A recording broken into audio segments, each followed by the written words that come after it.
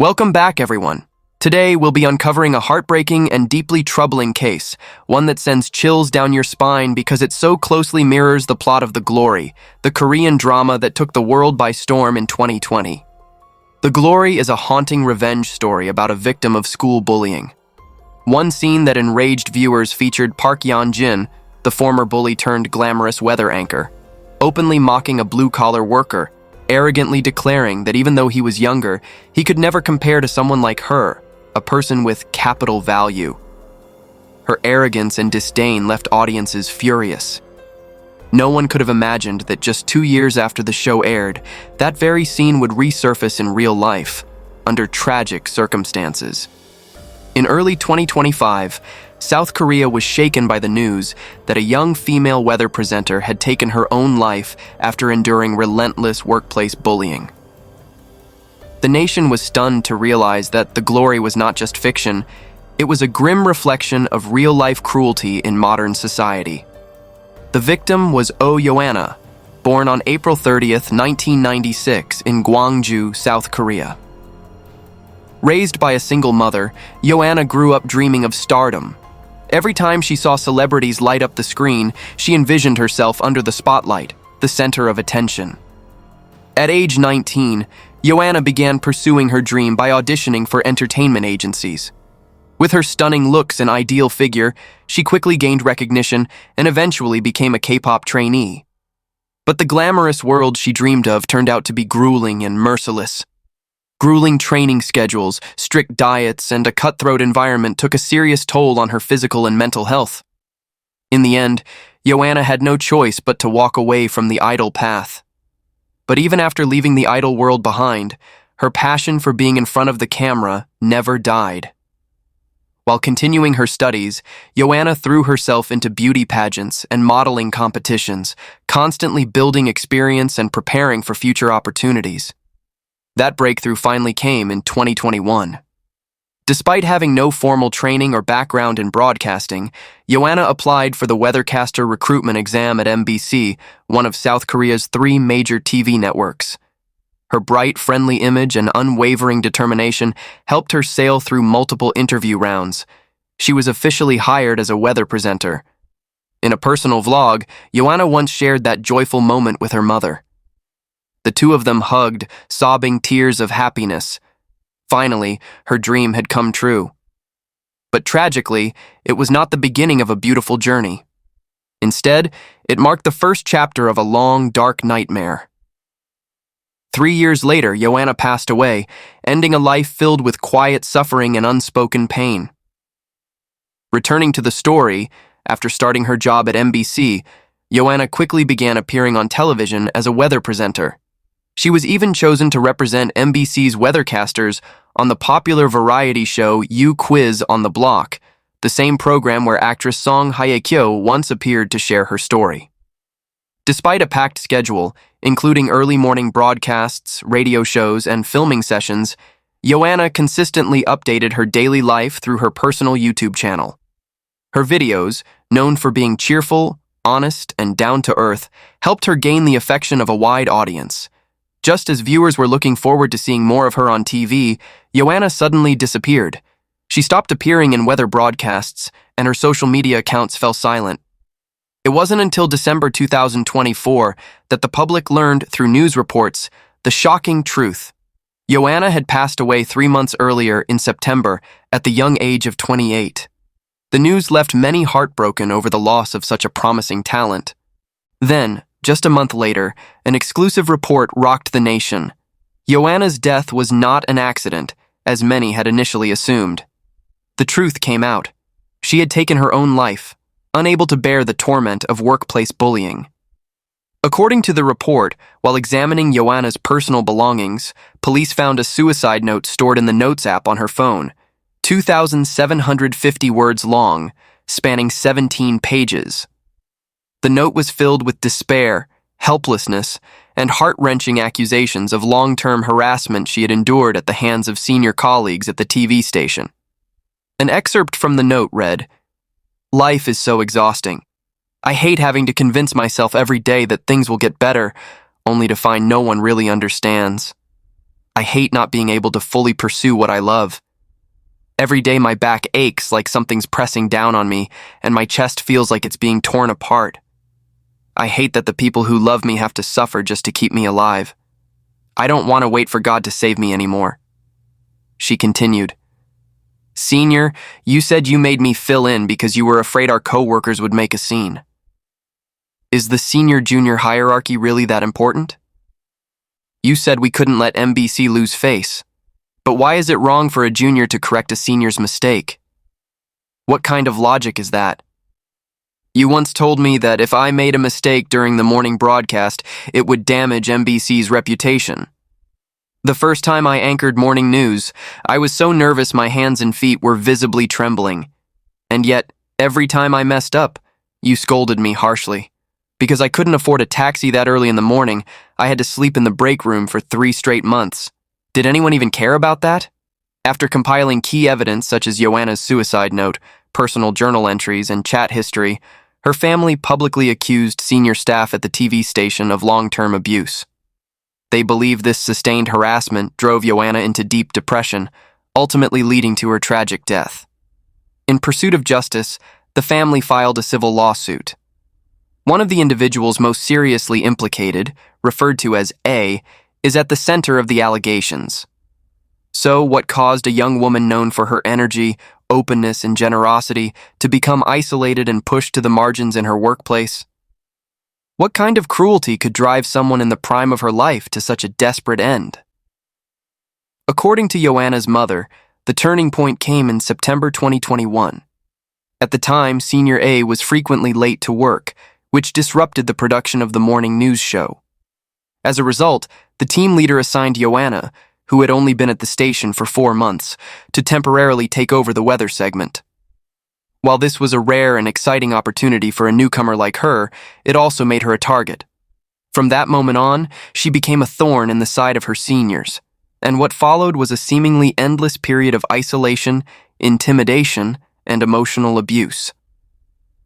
By March 2022, the team leader began considering reassigning Yoanna to a different department. After this point, the senior colleagues dropped their facade of friendliness and began openly bullying and isolating her. Nearly every day, Yoanna would call her mother in tears, describing the unfair treatment she faced at work. She was repeatedly blamed for mistakes she didn't make and accused of being disrespectful when pointing out errors in the weather reports. Even after working hours instead of resting, she was often called back to the station to receive guidance from senior staff, conversations so suffocating they made others uncomfortable just hearing about them. Senior: Are you off work yet? Yoanna: Yes, I am. Is something wrong? Senior: Where are you? Come back to the office immediately. Yoanna: Okay. Senior: How dare you ignore my call? Yoanna: I'm not sure why you would say that. Senior: That's why I'm calling you back, to explain it. Senior: Is that anonymous coworker your friend? Yoanna: No, she's not. Senior: So now you're arguing with me over the phone? Yoanna: No, that's not what I mean. I already have plans today and I really can't come back. I'm sorry if that upsets you. Senior: Of course I'm upset. Yoanna: Yes, I understand. Senior: Are you planning to apologize today? Yoanna: Yes, I am. Senior: Do you actually feel sorry? Yoanna: Yes, I do. Senior: Really? Yoanna: Really. As a junior employee, Yoanna tried her best to remain respectful and obedient. She didn't dare push back against the harsh treatment from seniors much older than her. These so-called corrections continued for over 6 months, but instead of the situation improving, things worsened, especially after Yoanna was invited to appear on the popular variety show You Quiz on the Block. From that point on, her relationship with her senior colleagues became even more strained. Instead of offering congratulations, Yoanna's senior colleagues openly mocked her. Who do you think you are? What do you even plan to say on a show like that? From that point on, every word and action of hers came under scrutiny. Whether she was at the station or off-duty, they criticized her constantly. Worse yet, they created a private group chat with 4 members, excluding both Yoanna and her closest colleague, Jin Chae-rin. Within that group, they regularly made cruel and toxic remarks aimed at the two women. One message from the group clearly reflected their malice. "Oh, Yoanna is seriously crazy. We should just leave that group chat. Jin Chae-rin is just the same. I barely said a word, and she totally overreacted. At least Park Yeon-jin in The Glory knows how to do her job. Yoanna just plays the victim all the time, when we're the ones actually suffering." According to Yoanna's mother, her daughter was never a disrespectful junior. Whenever a senior scolded her, she would reflect and accept responsibility. Despite a demanding work schedule, Yoanna paid out of her own pocket to enroll in professional voice training classes, all in hopes of earning acknowledgement from her seniors. But no matter how hard she tried, that recognition never came. The harder she worked, the further apart she seemed to grow from them. In South Korea, the role of a weather broadcaster, like the one Yoanna held, is not considered a full-time staff position, but a freelance contract renewed annually with the broadcasting station. This meant her monthly salary barely met the country's minimum wage standards, offering little room for financial stability. But the job was far from simple or glamorous. Weather broadcasters are not just reading from a script. They must personally verify reports with the meteorological agency, write their own segments, and prepare all content for live broadcast. If the show airs at 6 a.m., they're expected to arrive at the station between 2 and 3 a.m. to get everything ready. Beneath the polished surface of television lies a relentless grind, one where a single misstep can result in immediate contract termination. Yoanna lived in constant fear, caught between the risk of losing her job over a small mistake and the daily humiliation from her seniors. The stress was overwhelming, and even sleep became difficult. Her mother, heartbroken by how drained her daughter appeared, urged Yoanna multiple times to quit, but Yoanna refused to give up. To make ends meet, she juggled several side jobs, waiting tables, working as a fitness trainer, and writing freelance pieces.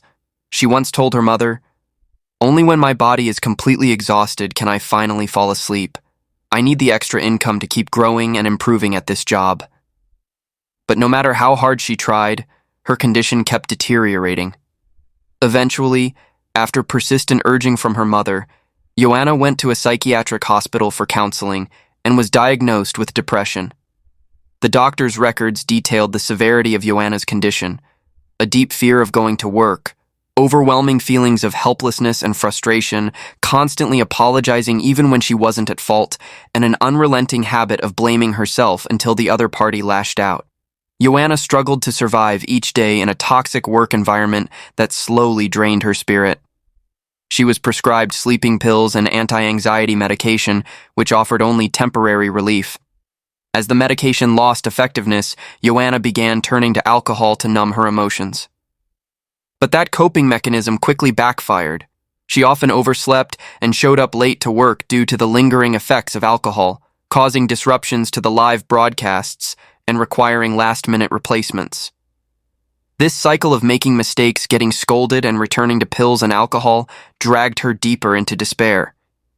Yet, despite all this, she still received no sympathy.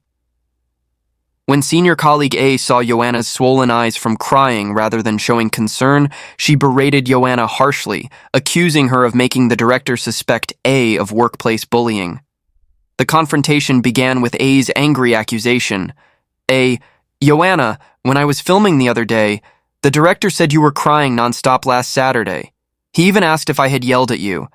I hate being misunderstood like that. You made a mistake, then cried in front of everyone. Now I'm the one getting blamed." "What are you, a grade schooler?" Yoanna replied gently, "Senior, I wasn't crying the whole time and I didn't even see the director." A snapped, "Yoanna!" Yoanna tried to stay calm. "But isn't that missing the point?" A, surprised, "What?" Yoanna bowed her head and said, "I'm sorry. I'm just bad at reading the room. I'm clumsy. I honestly don't know what I'm doing wrong." A immediately retorted, "It's not about being clumsy or bad at reading the room. How dare you talk back to a senior? Whether you cried or not doesn't matter."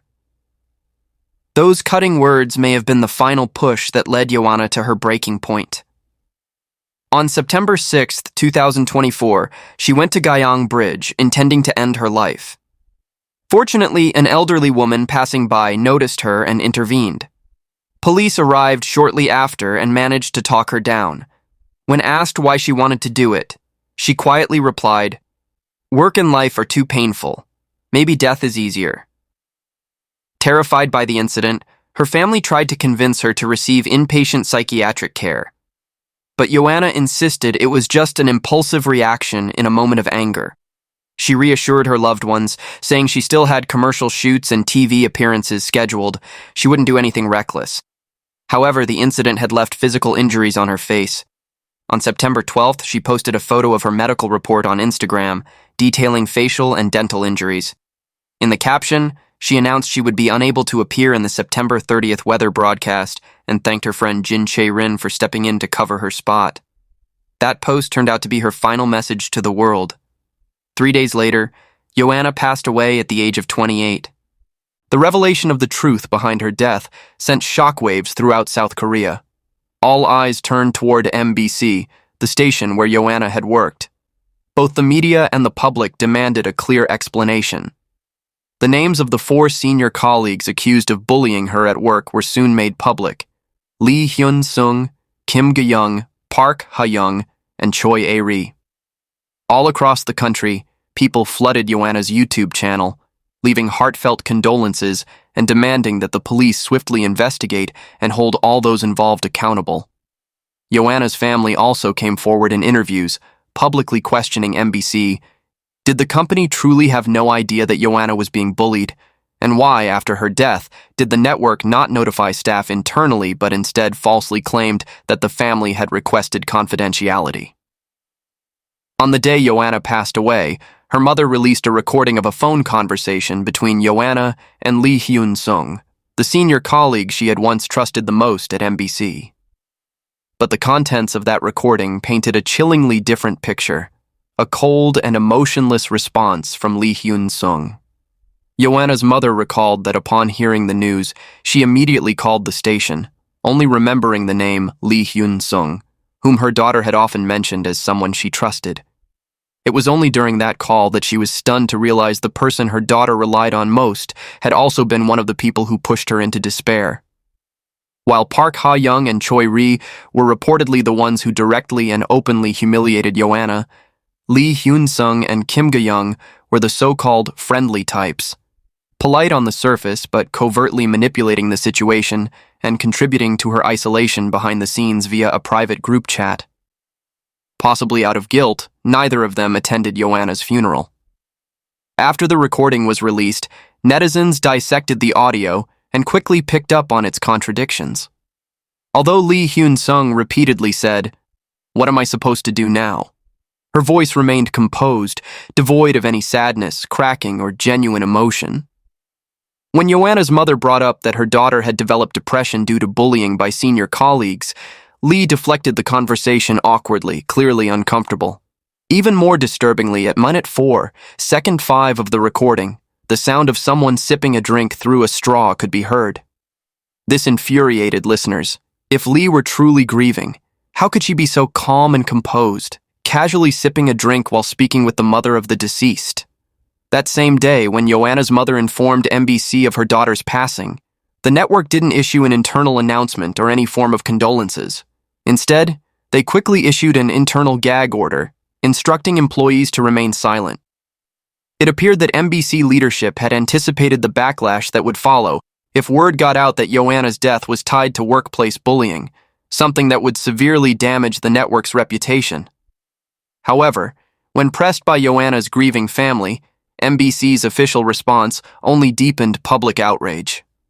The station claimed that during her 3 years of working as a freelance contractor, Yoanna had never submitted any formal complaints or raised concerns with management. Therefore, the company was unaware of any mistreatment. To make matters worse, in their official press release, MBC failed to express any remorse or issue an apology to Yoanna's family or honor her memory. Instead, they attempted to shift the narrative, even suggesting, shockingly, that external political forces might be using the incident to destabilize the network. MBC's indifferent attitude only added fuel to the fire. Throughout the entire ordeal, all four broadcasters accused of workplace bullying continued to appear on air daily without facing any disciplinary action or suspension. This triggered a massive backlash. Netizens flooded the personal social media pages of those involved, as well as NBC's official platforms, leaving countless comments demanding accountability. Many declared they would boycott all NBC-produced content unless the network took clear action to reveal the truth and hold those responsible for Yoanna's tragic death accountable. The incident surrounding Yoanna's death didn't just stir public outrage. It quickly escalated into a national controversy that reached Korea's political circles. Under growing pressure, on January 31st, NBC was forced to shift its stance and announced that it would form an independent fact-finding committee to thoroughly investigate the case. The committee would be chaired by an external expert to ensure objectivity. NBC also pledged to meet directly with Yoanna's family to discuss the matter further. However, just days after this announcement, several controversial posts began appearing across major online forums in South Korea. With titles like "Oh Yoanna's Attendance Record" and "The Truth About Oh Yoanna," these posts disclosed private details about her work performance, including alleged tardiness and on-air mistakes. One report claimed that between January 2022 and January 2023, Yoanna was late or absent without notice on 9 occasions. Her family swiftly refuted these claims, explaining that the period cited coincided with her severe depression, brought on by workplace bullying.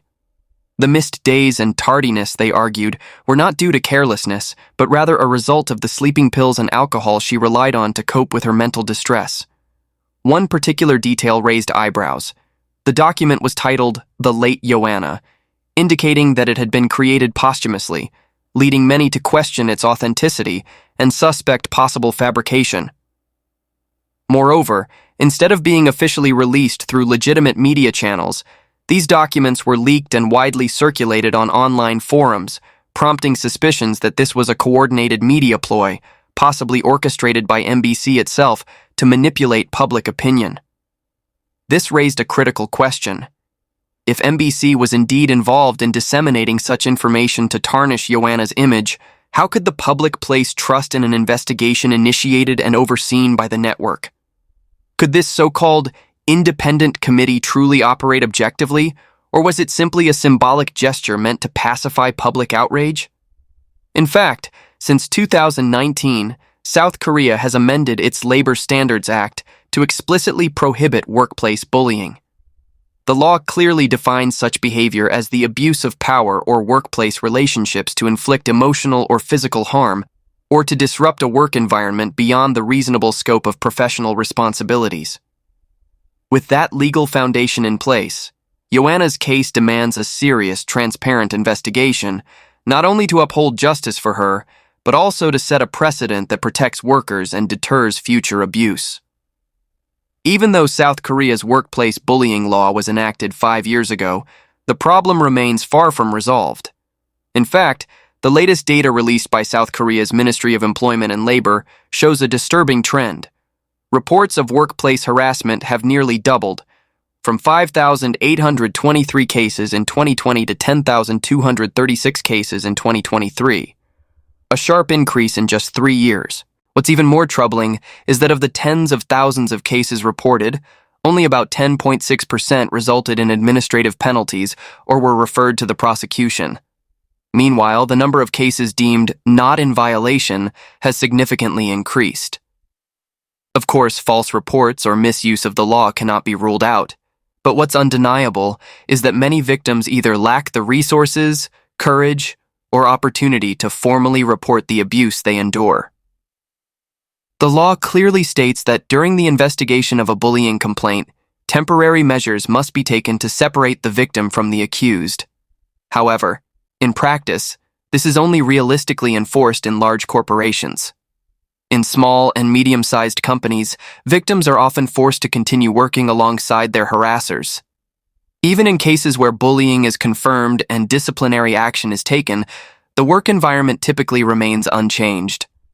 In the end, most victims are left with no choice but to resign, a bitter but all too common outcome. This has led many to ask, Why is the corporate culture in South Korea so harsh? Why does bullying persist, as if it's rooted in the very foundation of the workplace? Part of the answer lies in the country's cultural legacy. South Korean society has long been influenced by Confucian values, which place strong emphasis on hierarchical order and clearly defined roles between superiors and subordinates. These values have seeped into corporate culture, creating rigid power structures where a superior's word carries absolute authority and dissent from subordinates is practically unheard of. This top-down model leaves little room for open dialogue or equality, making a healthy workplace culture nearly impossible. That's why tragic stories like Yoanna's, no matter how heartbreaking, can still happen again and again. Yoanna's case serves as a painful wake-up call, exposing the dark underbelly of corporate life in South Korea. In a hyper-competitive society where gender equality remains a sensitive issue, and where simply surviving within the company is sometimes prioritized over actual competence, many young employees feel forced to step on others just to stay afloat. When juniors are too afraid to speak up and co-workers view each other as rivals, it creates a vicious cycle, turning the simple act of getting through the workday into a prolonged battle for survival. While employee awareness has improved since the anti-bullying law was passed, the deep-rooted structural issues within Korean companies won't be resolved overnight. A recent survey by the Korea Labor Institute, which polled 1,600 male and female workers, revealed a deeply alarming statistic. 3 out of every 10 employees reported experiencing workplace bullying within the past year. Even more disturbing, 15.6% of respondents admitted to having had extreme or suicidal thoughts, most of whom were young adults in their 20s and 30s, just beginning their professional careers. Even full-time employees, those technically protected under the law, are not immune to workplace bullying. But for freelance workers like Yoanna, whether weather broadcasters, fitness instructors, or test prep tutors, the situation is even worse. These individuals exist outside the legal coverage zone, leaving them extremely vulnerable with no real legal protections in place to defend themselves. While freelancers like Yoanna do have working contracts, they are not officially recognized as employees under South Korea's Labor Standards Act. As a result, their legal rights are barely acknowledged, let alone protected. Even when they fall victim to workplace violence or harassment, they often don't know where to turn for help. This makes them one of the most at-risk groups in the workforce. Yoanna's case only garnered public attention because of the nature of her high-profile profession, but countless other freelancers suffer in silence under similar conditions. On February 7th, South Korea's ruling People Power Party held a civil affairs meeting at the National Assembly, during which they proposed a full-scale investigation into MBC, the Ministry of Employment and Labor, and other relevant parties to determine whether Yoanna had indeed been bullied prior to her death. They also called for the creation of a special law aimed at preventing workplace violence against freelance workers. And yet, as Yoanna heartbreakingly wrote in her final letter, "Why does no one care about me? Why won't anyone listen to what I have to say?" Perhaps her death wasn't a desperate escape, but rather her last, painful attempt to make the world listen, to force society to confront a voice that had been ignored for far too long. However, if her sacrifice fails to spark meaningful change in policy or workplace culture, there is every reason to fear that Yoanna's tragedy won't be the last of its kind. Her story has exposed a dark corner of South Korea's corporate culture, a world where relentless competition, rigid hierarchies, and widespread indifference can drive even the most ambitious young professionals to despair. Many who reflect on Yoanna's short life have come to see her as the victim of a toxic system, one where bullies operate with impunity, while the vulnerable are slowly crushed in silence. People mourn not just her passing, but the tireless effort she made to carve a space for herself in a cold and unforgiving environment. In the end, her determination was snuffed out in the cruelest way. Despite fighting with everything she had, Yoanna was ultimately overwhelmed by the ruthless current of life, unable to find a way out. Some observers have offered a different take on her story. They suggest that perhaps Yoanna was too fragile, too sensitive, and lacked the emotional strength to endure life's harshest trials. They ask, why didn't she walk away when it all became too much? Was it her stubbornness or the burning desire to shine on screen that blinded her to the point of making devastating choices? Regardless of how one interprets her journey, what remains clear is this: Yoanna's life and death must not be forgotten. Her story is both a warning and a plea for empathy, for reform, and for a future where no one else has to suffer in silence. No matter how one chooses to interpret it, Yoanna's death remains a tragedy, an untimely loss that continues to weigh heavily on many hearts. Her heartbreaking story serves as a wake-up call about the importance of mental health, the courage it takes to speak out against injustice, and the collective responsibility we all share in creating a workplace culture that is kinder, fairer, and more humane. Whether you are directly involved or merely a bystander, never stay silent in the face of bullying. If you're a victim, don't be afraid to seek help. If you're a witness, speak up rather than turning a blind eye. Don't let invisible emotional wounds slowly destroy us in silence. And above all else, learn to value and protect yourself, because life is the most precious thing we have, and nothing is worth trading it away for. Though Yoanna's story has come to an end, we hope her passing marks the beginning of a brighter future, one where every worker, especially young professionals, can thrive in an environment that offers fairness, safety, support, and opportunities to grow in both body and mind. Thank you for staying with us until the end of this video. If you found this story meaningful, please support us by hitting like and sharing it to spread the message. Until next time, take care and see you soon.